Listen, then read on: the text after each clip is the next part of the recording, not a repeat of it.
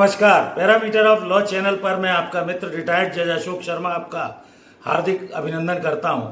इस वीडियो में मैं एम्प्लॉयज कंपनसेशन एक्ट के संबंध में जो 1923 का है 2017-18 में हुए अमेंडमेंट के बारे में बताने जा रहा हूं। जैसा आप जानते हैं कि कार्य के दौरान तथा परिणाम स्वरूप घटित दुर्घटना में किसी व्यक्ति के कोई शारीरिक चोटें आती हैं, श्रमिक के या उसकी मृत्यु हो जाती है तो उसके वारिसों को कंपनसेशन की राशि मिलती है। इसमें चेंजेस ये किया गया है। इस अधिनियम का मूल मकसद 2018 के अमेंडमेंट द्वारा जो एम्प्लॉयज काम कर रहे हैं, शारीरिक नुकसान, इंजुरी, डेथ होने पर डिपेंडेंट्स को कोई अगर ऑक्यूपेशनल डिजीज होती है काम के दौरान या उनके चोटें आती हैं या उनकी डेथ हो जाती है तो कंपनसेशन मिले। और ये अमाउंट और पेनल्टी अब बढ़ाई गई है। पहले ये 300 रुपये से लेके अब 10,000 रुपये, कम से कम 10,000 रुपये होना चाहिए। सेक्शन 17A, 18A और सेक्शन 30 में जो 5,000 रुपये थी उससे 50,000 रुपये की गई है। 50,000 से 1,00,000 रुपये तक की पेनल्टी को बढ़ाया गया है। एम्प्लॉयज के राइट्स उनको काम करते समय बताए जाएंगे, नियोक्ता द्वारा बताना आवश्यक है।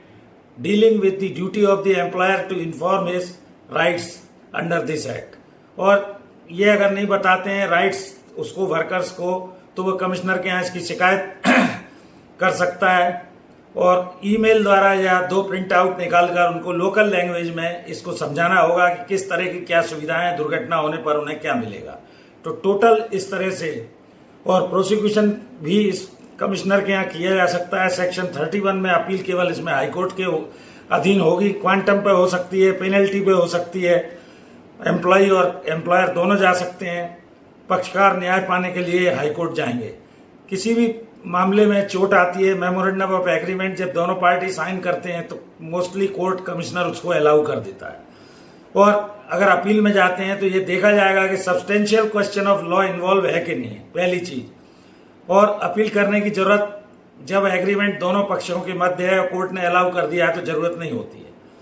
इसके अलावा कमिश्नर के यहाँ अमाउंट को 30 दिन के अंदर जमा करना होता है, अन्यथा इंटरेस्ट और पेनल्टी के लिए एम्प्लॉयर लायबल होता है। एक सर्टिफिकेट जब जमा कर देते हैं, अगर अपील में जाना है तो वो कमिश्नर जारी करेगा और अपील का पीरियड 60 दिन का है, ये आपको जानना चाहिए। तो इस तरह एम्प्लॉयज कंपनसेशन एक्ट अमेंडमेंट के बारे में मैंने आपको बताया। धन्यवाद।